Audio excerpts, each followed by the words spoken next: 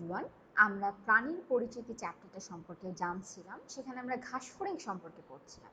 তো ঘাসফড়িং এর যেই জিনিসটা সম্পর্কে এই ভিডিওতে জানবো সেটা হচ্ছে তাদের সংবহন তন্ত্র। এখন দেখো, এই সংবহন জিনিসটা আসলে কি? সংবহন তখনই বলি যখন আমরা দেখতে পাই একটা প্রাণীর বডির মধ্যে যে পুষ্টি তৈরি হচ্ছে সেগুলো ধীরে ধীরে তাদের সব কোষের মধ্যে, পুরো বডির মধ্যে প্রয়োজন অনুযায়ী ছড়িয়ে যাচ্ছে। এই কাজটা করতে হেল্প করছে যেই তন্ত্রটা, তাদেরকে আমরা বলছি সংবহন তন্ত্র। সে আসলে কি করছে? পুষ্টিদ্রব্য বলো, এনজাইম বলো, হরমোন বলো, এই জিনিসগুলোকে সে বিভিন্ন জায়গায় পৌঁছিয়ে দিচ্ছে।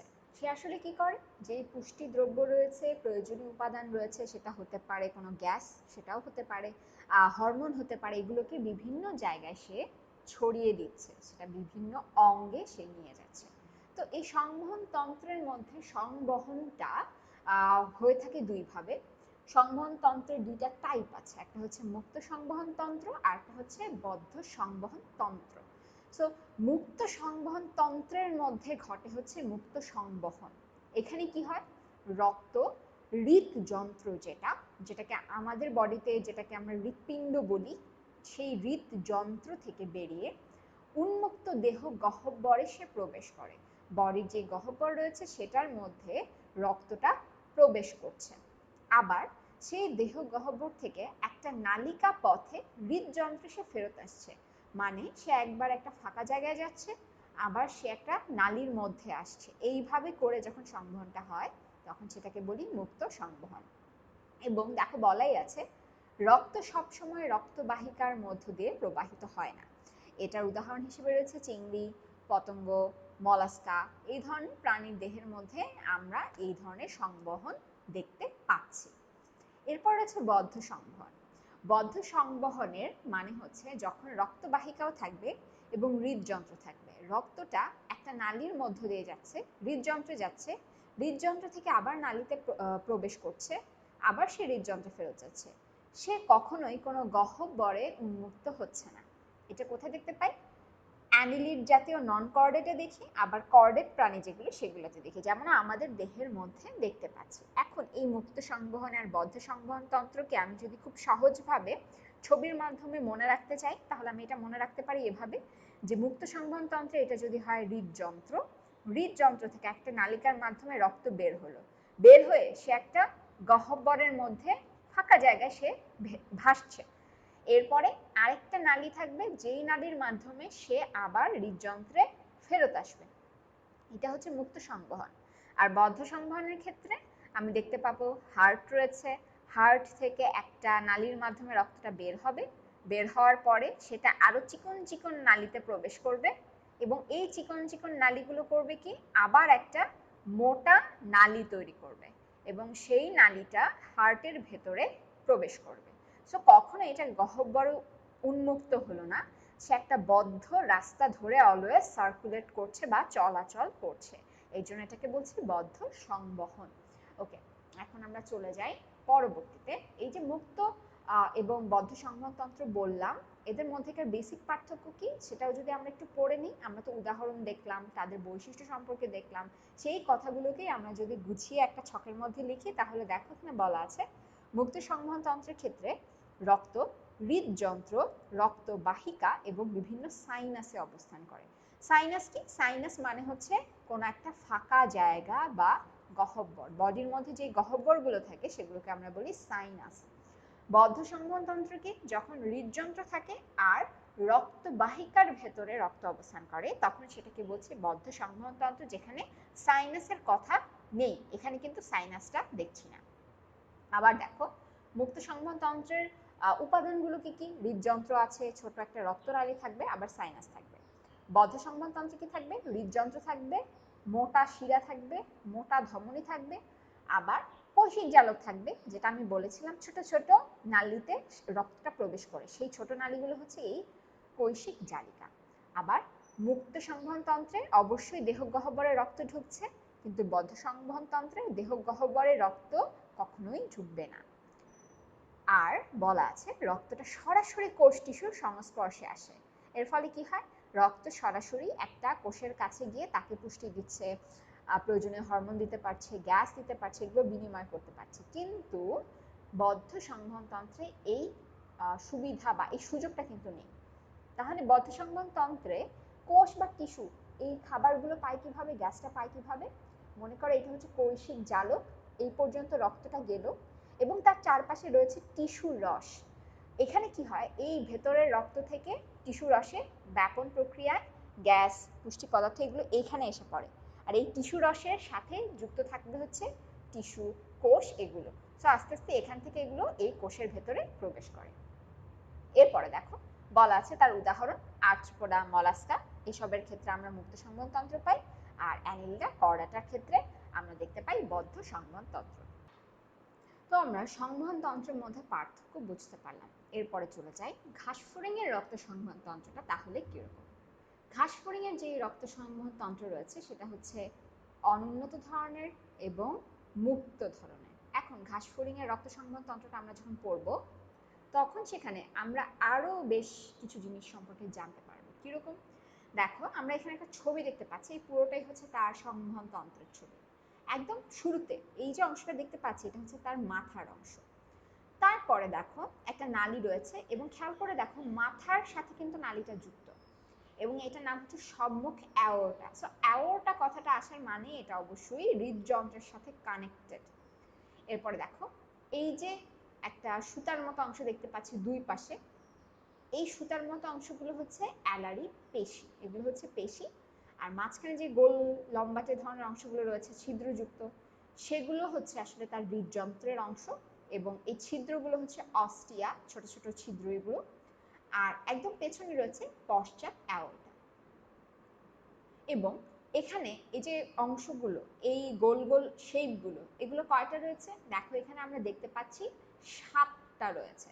এখন আমরা চলে যাই যে সংবহনতন্ত্রের মধ্যে আসলে কি কি রয়েছে এবং তাদের ব্যাখ্যা সম্পর্কে। প্রথমেই এই ঘাসফড়িংয়ের মধ্যে যেই সংবহনতন্ত্র রয়েছে, এই সংবহনতন্ত্রটাকে আমরা বেশ কয়েকটা ভাগে ভাগ করেছি, এর মধ্যে 3টা ভাগ রয়েছে। সো এই সংবহনতন্ত্র আসলে 3 ভাগে বিভক্ত। প্রথম অংশ হচ্ছে তার হিমোসিল, সেকেন্ড অংশে রয়েছে তার হিমোলিম্ফ, তারপর রয়েছে তার পৃষ্ঠীয় বাহিকা। দেখি এখন এই হিমোসিল জিনিসটা কি। হিমোসিলের মধ্যে এই হিমোসিল কথাটার অর্থ হচ্ছে রক্তপূর্ণ গহ্বর। এবং দেখো হিমোসিল বা মিক্সোসিল এই দুটো শব্দ বলা হচ্ছে এই ঘাসফড়িংয়ের ক্ষেত্রে। এখন ঘাসফড়িংয়ের ক্ষেত্রে আমরা সিলোম কেন বললাম না? কারণ হচ্ছে সিলোম জিনিসটার ক্ষেত্রে আমরা দেখেছি তার যে পৌষ্টিকতন্ত্র থাকে মাঝখানে, তারপর মেসোডার্মের থেকে একটা পেরিটোনিয়াম পর্দা হয়, আর এই মাঝখানে পুরোটা হচ্ছে সেই গহ্বরটা পেরিটোনিয়াম পর্দা দ্বারা আবৃত থাকে। এবং আমরা কিন্তু কখনোই এইখানে রক্ত সংবহনতন্ত্রের কোনো উপাদান দেখি না। এটা হচ্ছে নর্মাল একটা সিলোমের কথা, যেখানে একটা বডি গহ্বর রয়েছে। গহ্বরটা কিরকম? দেহ প্রাচীর আর মাঝখানে যে অন্ত্র, এই দুইটার মাঝখানে গহ্বর, এই জায়গাটা জুড়ে জাস্ট গহ্বরটা থাকবে।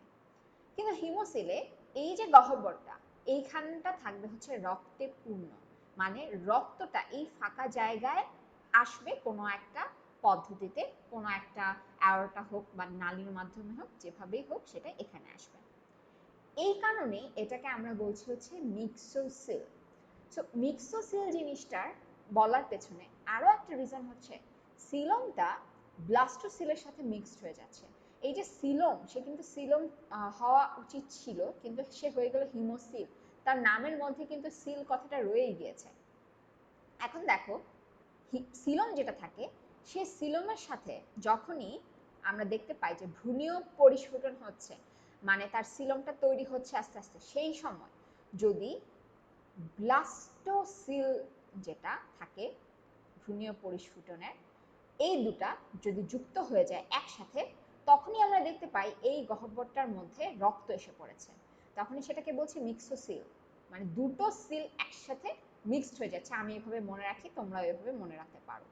এখন দেখো এখানে বলা আছে যে হিমোসিল মেসোডার্মাল পেরিটোনিয়ামের পরিবর্তে বহিঃকোষীয়, আমি লেখাটা একটু মুছে ফেলি, বহিঃকোষীয় মাতৃকায় আবৃত থাকে এবং রক্তপূর্ণ থাকে। নরমালি সিলোমের চারপাশে কি থাকছে, পেরিটোনিয়াম একটা পর্দা থাকছে যেটা মেসোডার্ম থেকে তৈরি হয়ে আসে, কিন্তু আমরা এখানে দেখব না সেটা, আমরা দেখব হচ্ছে বহিঃকোষীয় একটা ম্যাট্রিক্স, সেটা দিয়ে আবৃত রয়েছে এবং এটা রক্তপূর্ণ রয়েছে। আচ্ছা, এখন দেখো ঘাসফড়িং এর হিমোসিল তিনটা প্রকোষ্ঠ বা সাইনাসে বিভক্ত, মানে তিনটা গহ্বর, গহ্বরটাকে ভাগ করে ফেলেছে তিনটা ভাগে। এখন তিন ভাগে যদি একটা গহ্বরকে আমি ভাগ করি, অবশ্যই সেখানে আমার একটা পর্দা দিতে হবে। সো এখানে যেই পর্দাগুলো থাকে সেই পর্দার সংখ্যা হচ্ছে দুইটি পর্দা হিমোসিলটাকে তিন ভাগে ভাগ করে ফেলে। এবং হৃদযন্ত্রের ঠিক নিচে, এটা মনে করো ঘাসফড়িং, এখানে থাকবে তার হৃদযন্ত্রটা, এটার ঠিক নিচে এই যে পর্দাটা রয়েছে, এই পর্দাটা হচ্ছে পৃষ্ঠীয় পর্দা, আর তার বডির স্নায়ুরজ্জু থাকে একদম অঙ্কীয় দিকে, স্নায়ুরজ্জুর ঠিক উপরে যেই পর্দা থাকে এটাকে আমরা বলি হচ্ছে অঙ্কীয় পর্দা। দেখো দুইটা পর্দার কারণে 1 2 3 তিনটা প্রকোষ্ঠে হিমোসিলটা এখন ভাগ হয়ে গেল। ওকে, এরপরে দেখো ঘাসফড়িং এর এই যে রক্ত সংবহন তন্ত্রের মধ্যে যে সাইনাসগুলো তৈরি হলো, সেই সাইনাসের মধ্যে প্রথমে রয়েছে পেরিকার্ডিয়াল সাইনাস। এখন এই কার্ডিয়াল কথাটা শুনলেই মনে হয় হচ্ছে হার্টের কথা। সো পেরিকার্ডিয়াল সাইনাসে কি রয়েছে, এখানে হৃদযন্ত্র অবস্থান করছে। এটা হচ্ছে সবচেয়ে ইম্পর্টেন্ট পয়েন্ট, এটা এমসিকিউতে আসতে পারে যে কোন সাইনাসের মধ্যে হৃদযন্ত্র থাকে, অ্যান্সার হচ্ছে পেরিকার্ডিয়াল সাইনাস। এবং এটা কোথায় আসলে, এটা হচ্ছে পৃষ্ঠীয় পর্দার ঠিক উপরে, মানে বডিটাকে আমি যদি এরকম ছবি করে আঁকি এবং দুইটা পর্দাকেও আমি যদি এঁকে ফেলি খুব দ্রুত, দেখো এটা যদি হয় আমার পৃষ্ঠীয় পর্দা আর এটা যদি হয় অঙ্কীয় পর্দা, তাহলে এই অংশ যেটা, এইটা হচ্ছে আমার পেরিকার্ডিয়াল সাইনাস। ওকে, এরপরে চলে যায় পেরিভিসেরাল। ভিসেরা কথাটা আসে মানেই হচ্ছে এখানে পৌষ্টিক নালী, অন্ত্র, এই ধরনের জিনিস আসলে বোঝাচ্ছে।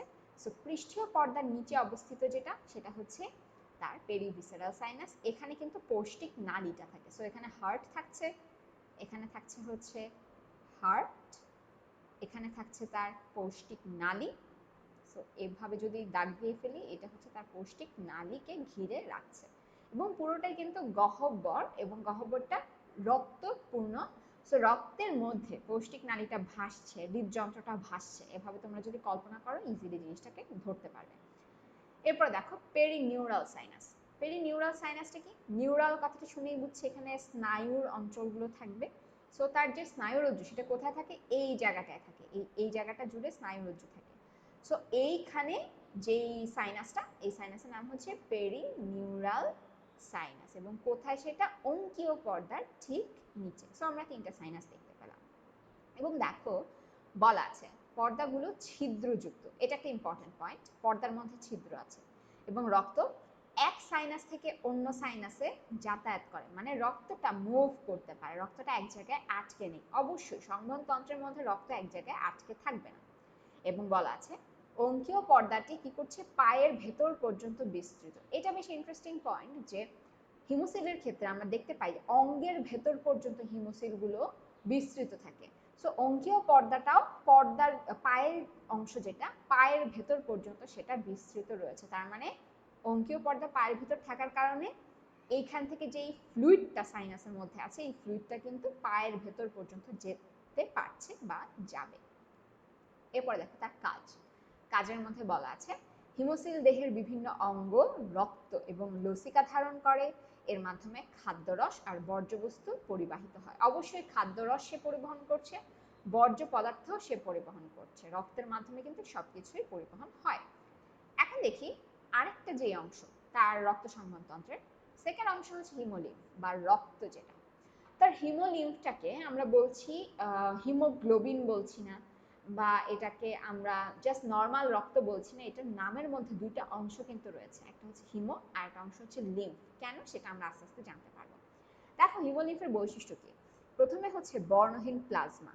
তো বর্ণহীন কথাটা আসার সাথে সাথে বুঝতে পারছি লাল হওয়ার জন্য যা দরকার সেই জিনিসটা তার মধ্যে নেই, এবং তার যে রক্তকণিকা সেটাও কিরকম, বর্ণহীন, এবং তার নাম কি, হিমোসাইট।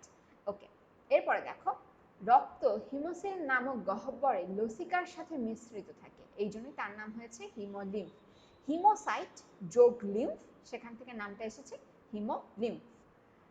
এবং রক্ত যেহেতু বর্ণহীন এই জন্য এটা শ্বসনে কোনো ভূমিকা রাখে না। এই কথাটার মানে কি আমরা খুব ইজিলি বুঝতে পারছি যে আমরা যে হিমোগ্লোবিন সবসময় পড়ে থাকি, আমাদের বডিতে হিমোগ্লোবিন রয়েছে, যেটা হচ্ছে শ্বাস রঞ্জক হিসেবে কাজ করে, সেই হিমোগ্লোবিন কিন্তু তার বডিতে নেই। না থাকার কারণে তার রক্তটা শ্বসনে হেল্প করছে না।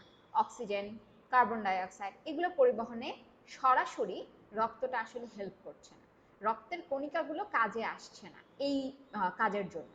সো তাদের আমরা বলতেই পারছি শ্বসনে তাদের তেমন কোনো আসলে ভূমিকা থাকে না। তার হিমোলিম্ফের মধ্যে গ্যাস মিশ্রিত থাকতে পারে, সেটা আলাদা বিষয়, কিন্তু পরিবহনে শ্বসন কাজে হেল্প করার ক্ষেত্রে তার ভূমিকা নেই। কাজ কি?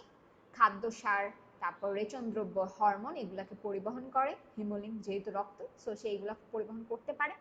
এবং একই সাথে সে অ্যামিনো অ্যাসিড জমা রাখতে পারে, কার্বোহাইড্রেটকে জমা রাখতে পারে, জীবাণু ধ্বংসে সে সাহায্য করে। অবশ্যই জীবাণু ধ্বংস করার কাজ কিন্তু রক্তেরই, এবং তঞ্চনে সাহায্য করে, রক্ত জমাট বাঁধতে সাহায্য করে, এবং ডানার সঞ্চালনে হেল্প করে। এটা কিন্তু আমি আগে বলেছিলাম, ডানার মধ্যে যে শিরা উপশিরা থাকে সেগুলোর মধ্যে যখন রক্ত যায় তখন কিন্তু ডানাটা প্রসারিত হয়ে ওঠে এবং ডানাটা সঞ্চালনে তাহলে রক্ত কিন্তু হেল্প করছে।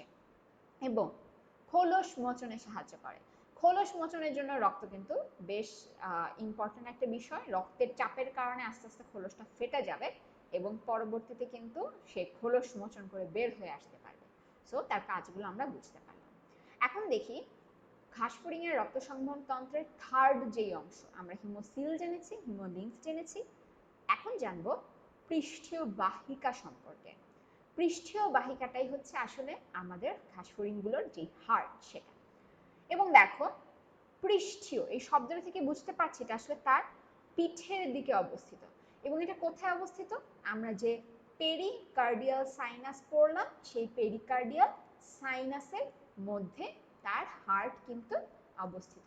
এবং এটা হচ্ছে তার কি, আমাদের হার্ট যেমন স্পন্দনশীল, ওদের ক্ষেত্রেও এটা স্পন্দনশীল অঙ্গ, এবং মধ্য পৃষ্ঠীয় অবস্থানে, মানে যদি ঘাসফড়িং এটা হয় ঠিক মাঝ বরাবর এইখানে তার হার্টটা অবস্থান করছে। এবং তার পৃষ্ঠীয় বাহিকার মধ্যে দুটো ভাগ, একটা হচ্ছে অস্টিয়াবিহীন সোজা নলাকার সম্মুখ ও পশ্চাৎ অ্যাওর্টা, যেটার ভেতর দিয়ে রক্ত সামনে যাচ্ছে, আর হৃদযন্ত্র, যেটা হচ্ছে সংকুচিত হবে, প্রসারিত হবে। এখন দেখি ঘাসফড়িং এর হৃদযন্ত্রটা কিরকম।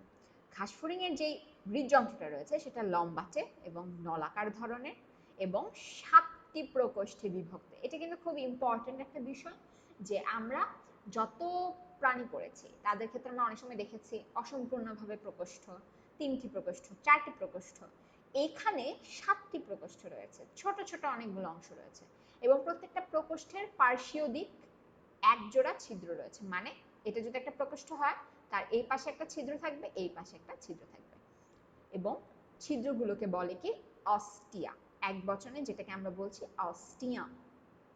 এবং অস্টিয়ামে কি থাকছে? ভালভ থাকছে। অবশ্যই আমরা যখনই কোনো একটা হৃদযন্ত্র নিয়ে আলোচনা করি তখনই দেখেছি যে একটা প্রকোষ্ঠ থেকে আরেকটা প্রকোষ্ঠে যখন রক্ত যায়, বা একটা জায়গা থেকে যখন আরেকটা জায়গায় রক্ত যায়, রক্তগুলো যাতে ফেরত আসতে না পারে বা বের হয়ে যেতে না পারে, সেজন্য আমরা কি দেখি? ভালভ দেখি। এখানেও কিন্তু ব্যতিক্রম নয়, এখানে আমরা ভালভ দেখতে পাচ্ছি। এবং কি করছে সেটা?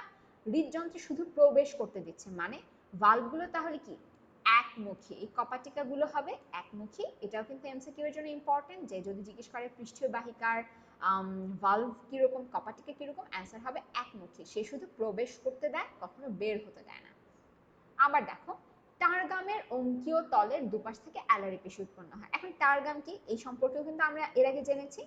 টারগাম হচ্ছে যখন আমরা দেখতে পাই ঘাসফড়িং এর পৃষ্ঠীয় অঞ্চলের যেই খণ্ডকটা, এই অংশটা হচ্ছে তার টারগাম। এটা ঠিক নিচে দেখতে পাবো অ্যালারি পেশি তৈরি হয়েছে, এবং অ্যালারি পেশিটা কি করছে? পেরিকার্ডিয়াল সাইনাসের যে প্রাচীর সেখানে যুক্ত হয়ে যাচ্ছে। মানে সে যুক্ত হয়ে থেকে সংকোচন প্রসারণ করে এই গহ্বরটার মধ্যে রক্তের প্রবাহটাকে নিয়ন্ত্রণ করতে পারছে। কিভাবে করছে? সে হৃদযন্ত্রের সাথে যুক্ত থাকে। দেখো হৃদযন্ত্রের পার্শ্বীয় এবং অঙ্কীয় দেশে যুক্ত থাকে, এবং এখানে 6 জোড়া অ্যালারি পেশি থাকে। এখন আমরা দেখবো আস্তে আস্তে এটা কিভাবে কাজ করে। দেখো এখানে আমরা যেই ছবিটা দেখতে পাচ্ছি, এই ছবিটার মধ্যে এই যে হৃৎপিণ্ডের এক একটা প্রকোষ্ঠ, এই প্রকোষ্ঠ থেকে এই প্রকোষ্ঠে ঢুকলো, এখান থেকে এই জায়গাটায় ঢুকলো। রক্ত যখন যাচ্ছে তখন কিভাবে যাচ্ছে? প্রথমে পেরিকার্ডিয়াল সাইনাসের মধ্যে এই গহ্বরটার মধ্যে রক্ত আছে।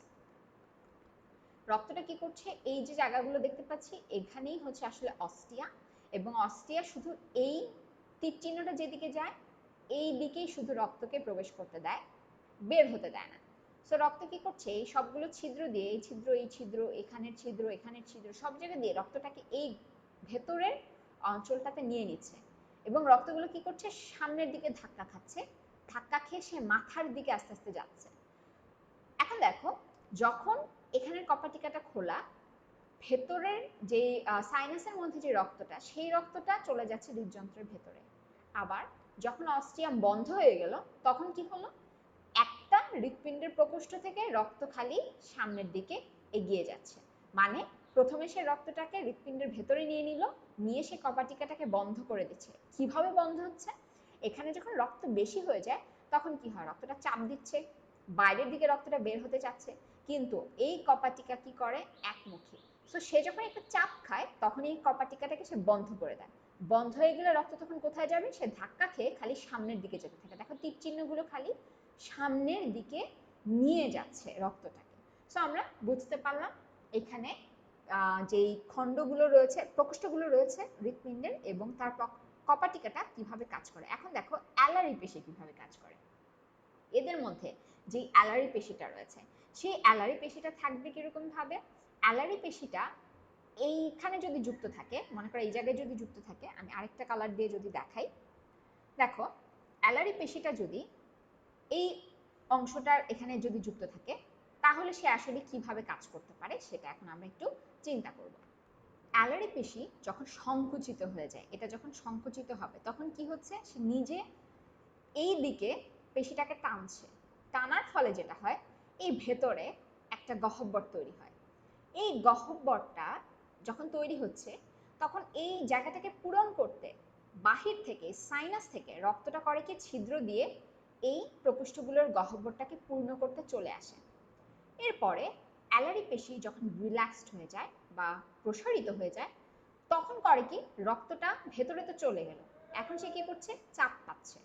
সে এই প্রাচীরের মধ্যে চাপ দিচ্ছে বারবার বের হয়ে চলে আসার জন্য, কিন্তু চাপ খেয়ে আলটিমেটলি কি হলো? এই কপাটিকাটা বন্ধ হয়ে গেল।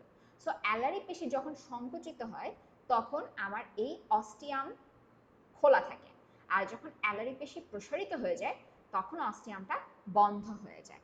সো আমরা বুঝতে পারলাম যেই অ্যালারি পেশিটা রয়েছে সে আসলে সংকোচন প্রসারণের মাধ্যমে অস্টিয়াম খোলা বা বন্ধ করতে হেল্প করছে, এবং একই সাথে রক্ত সাইনাস থেকে প্রবেশ করছে, সাইনাস থেকে হৃদপ্রকোষ্ঠে প্রবেশ করার পর সেটা আস্তে আস্তে সামনের দিকে যাচ্ছে। তীর চিহ্ন দিয়ে আমরা বুঝতে পারছি রক্ত সামনের দিকে প্রবাহিত হবে। এটা হচ্ছে রক্ত প্রবাহের গতি পথ। এবং এখানে আমাদের মনে রাখতে হবে অ্যালারি পেশির সংখ্যা কয়টা? 6 জোড়া। ওকে, এরপরে দেখো আমরা এখন দেখব রক্ত সংবহন প্রক্রিয়া। এতক্ষণ রক্ত সংবহন প্রক্রিয়া অনেকটাই আমি বলে ফেলেছি, আরো কিছু অংশ রয়েছে। তার মধ্যে প্রথমেই আমরা হৃদযন্ত্র অ্যালারি পেশি সংকোচন প্রসারণের ঘটনাটা বলে ফেলেছি, সেটাই আমরা এখানে আবার দেখব। এখানে বলা আছে হৃদযন্ত্রের স্পন্দন প্রতি মিনিটে 100 থেকে 110 বার ঘটে, মানে খুব দ্রুত সে স্পন্দিত হতে থাকে। এখন দেখো এই যে ছবিটা রয়েছে, এই ছবির মধ্যে আমরা স্পষ্টভাবে সাইনাস গুলো দেখতে পাচ্ছি। এটা পেরিনিউরাল, এটা পেরিভিসারাল, এবং এটা হচ্ছে তার যে পেরিকার্ডিয়াল সেই সাইনাসটা।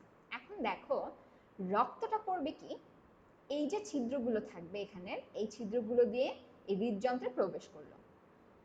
হৃদযন্ত্রের মধ্যে সংকোচন প্রসারণ হওয়ার কারণে দেখা যাবে যে রক্তটাকে সে সামনের দিকে ধাক্কা দিচ্ছে, মানে হৃদযন্ত্রটা সামনের দিকে রক্তটাকে ঢেউয়ের মতো ধাক্কাচ্ছে, খালি ধাক্কানোর ফলে রক্তটা আস্তে আস্তে সামনে যাবে। অ্যালারি পেশিও এক্ষেত্রে হেল্প করছে, একবার সে সংকুচিত হচ্ছে, প্রসারিত হচ্ছে। হৃদ পেশিগুলো দেখা যাচ্ছে, হৃদযন্ত্রের অংশগুলো দেখা যাচ্ছে, প্রকোষ্ঠগুলো সংকুচিত হচ্ছে, প্রসারিত হচ্ছে। তো আস্তে আস্তে রক্তটাকে সে সামনে দিয়ে দিচ্ছে। তো রক্তটা পশ্চাৎ অ্যাওর্টা দিয়ে ঢুকছে, এই ছিদ্র দিয়ে ঢুকছে, এবং যখন কপাটিকা বন্ধ হয়ে গেল সামনের দিকে যেতে যেতে সে কোথায় গেল? সম্মুখ অ্যাওর্টাতে সে কিন্তু চলে গেল। এবং এই অ্যারোটা কার সাথে যুক্ত দেখো, মস্তকের মধ্যে যে সাইনাসটা গহ্বরটা আছে এই মস্তকের সাইনাস। সো রক্ত কোথায় চলে গিয়েছে, মস্তকের সাইনাসের মধ্যে। এই সাইনাস থেকে রক্ত এখন চলে যাবে পুরো বডিতে। আমার তো এখানে রক্ত থাকলে লাভ নেই, আমার পুরো বডিতে যাওয়া প্রয়োজন। সো হার্টের চারপাশে রক্ত পেয়েছি, কিন্তু আমার যে পৌষ্টিকতন্ত্র, তারপরে অঙ্কীয় অঞ্চল, সেই অঞ্চলে কোথাও কিন্তু আমি দেখতে পাচ্ছি না রক্ত আছে। কি করবে তখন, তখন এখান থেকে রক্তটা আবার পেছন দিকে যাওয়া শুরু করবে, এবং পেছন দিকে যাওয়ার মানে হচ্ছে সে পেরিভিসেরাল সাইনাসে প্রবেশ করবে, কিছু অংশ পেরিনিউরাল সাইনাসে প্রবেশ করবে, যেতে যেতে সেই পুরো গহ্বরটাকে রক্তপূর্ণ করে ফেলবে। এরপরে কি হবে, এরপরে পেরিনিউরাল সাইনাস থেকে আস্তে আস্তে রক্ত এই ছিদ্রগুলো দিয়ে, কপাটিক যেই পর্দা রয়েছে পর্দার ছিদ্রগুলো দিয়ে পেরিভিসেরালে আসবে, পেরিভিসেরাল থেকে আস্তে আস্তে পেরিকার্ডিয়ালে আসবে। কেন, কারণ অ্যালারি পেশি সংকুচিত হয়েছে, এখানে ছিদ্রটা খুলে গিয়েছে, রক্ত এখন পেরিকার্ডিয়াল সাইনাস থেকে ভেতরে প্রবেশ করেছে। সো এই জায়গাটা কি হলো, ফাঁকা হয়ে গেল না?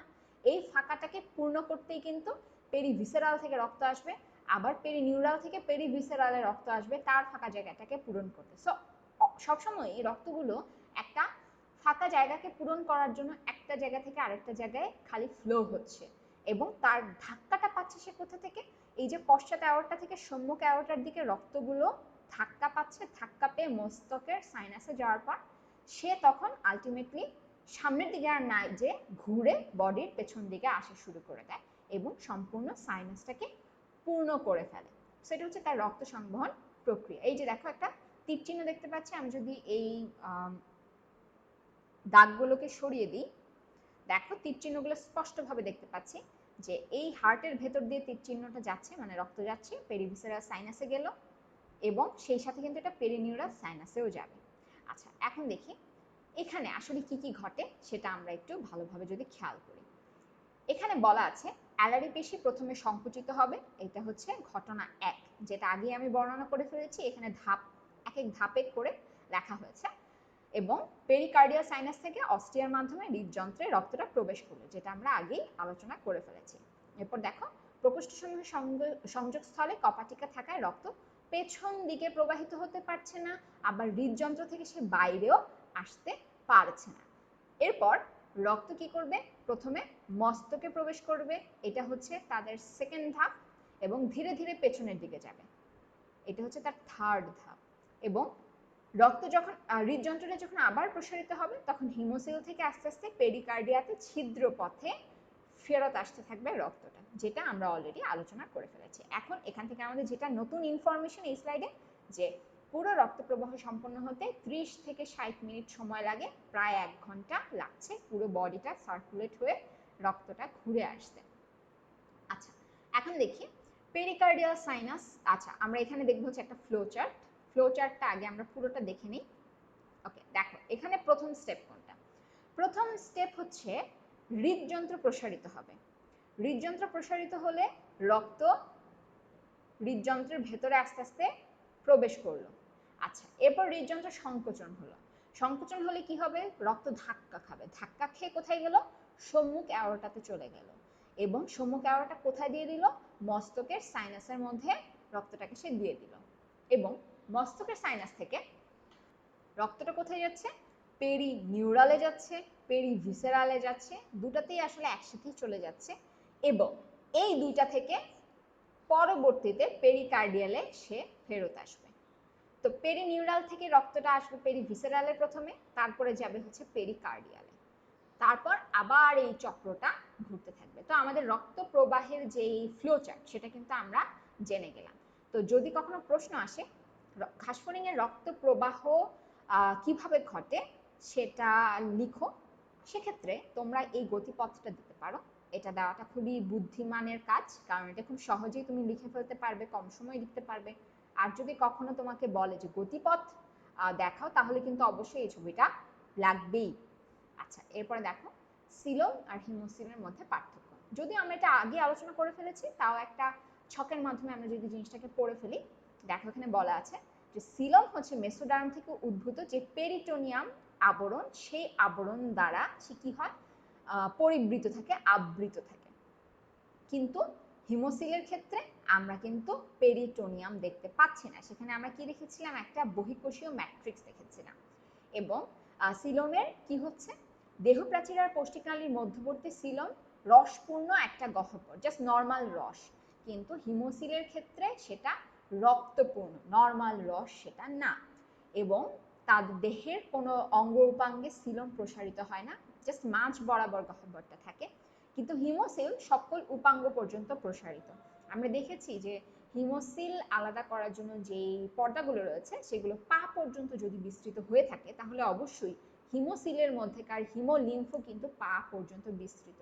হিমোলিম্ফ কিন্তু উপাঙ্গ পর্যন্ত বিস্তৃত ছিল, ডানা পর্যন্ত বিস্তৃত ছিল। সো আমরা বুঝতে পারছি উপাঙ্গেও কিন্তু হিমোসিল থাকছে।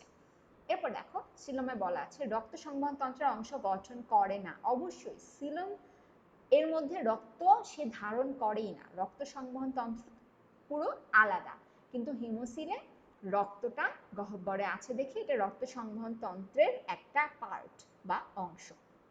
এবং দেখো এখানে বলা আছে পুষ্টি পদার্থ পরিবাহিত হয় না। সিলোমে যেহেতু রক্ত নেই, সো পুষ্টি পদার্থ এখানে পরিবাহিত হওয়ার প্রশ্নই আসছে না, সে এই জায়গা দিয়ে পরিবাহিত হচ্ছে না। কিন্তু হিমোসিলে পুষ্টি পদার্থ অবশ্যই পরিবাহিত হবে, কারণ রক্ত এখানে রয়েছে।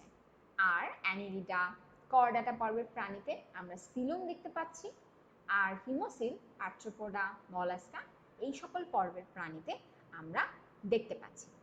তো আমরা সিলোম হিমোসিলের পার্থক্য যেমন জেনে গেলাম, সেই সাথে আমরা কিন্তু ঘাসফড়িংয়ের যে সংবহন তন্ত্র সেই সব কিছু সম্পর্কে জেনে গেলাম, যেখানে আমরা জানতে পারলাম ঘাসফড়িংয়ের হৃদযন্ত্রের 7টা প্রকোষ্ঠ রয়েছে, সেগুলো সংকুচিত প্রসারিত হতে পারে, সেগুলোর মধ্য দিয়ে রক্ত প্রবাহিত হয়ে তারপরে কি করছে, একটা সাইনাসে প্রবেশ করছে। এখানে দেখো আমরা যে প্রথমে পড়েছিলাম যে মুক্ত সংবহন তন্ত্রের ক্ষেত্রে হৃদযন্ত্র থাকে, ছোট রক্ত নালিকা থাকে এবং সাইনাস থাকে। দেখো এখানে আমরা রক্ত নালিকা পেয়েছি, পশ্চাৎ অ্যাওর্টাও একটা রক্ত নালিকা, আবার এগুলো হচ্ছে সব সাইনাস বা গহ্বর, আর এগুলো হচ্ছে হৃদযন্ত্র। সো আমরা তিনটা অংশই কিন্তু এখানে দেখতে পেলাম। আর কি করছে, কিছুটা সময় সে একটা নালীর ভিতরে গেল আর বাকি সময়টা সে এই গহ্বরের ভিতরে প্রবাহিত হচ্ছে। তো আমরা মুক্ত সংবহন তন্ত্রের যেই সংজ্ঞাটা পড়েছিলাম, যে ব্যাখ্যাটা পড়েছিলাম, সেটার কিন্তু সম্পূর্ণ একটা উদাহরণ, সম্পূর্ণ প্রমাণ আমরা এই রক্ত সংবহন তন্ত্রে দেখতে পাচ্ছি। তো যদি কখনো প্রশ্ন আসে মুক্ত রক্ত সংবহন তন্ত্রের একটি বাস্তব উদাহরণ দাও, বা কিভাবে মুক্ত সংবহন তন্ত্রে রক্ত প্রবাহিত হয়ে থাকে কোনো একটি প্রাণীর মাধ্যমে বোঝাও, সেক্ষেত্রে কিন্তু তুমি এই ঘাসফড়িংটার রক্ত সংবহন তন্ত্রটাই লিখবে। তো তোমার প্রশ্নটা কিন্তু এভাবে ঘুরিয়ে আসতেই পারে। তো আশা করি আজকের এই ভিডিওটি তোমরা বুঝতে পেরেছো এবং পরবর্তী ভিডিওগুলো আশা করি দেখবে।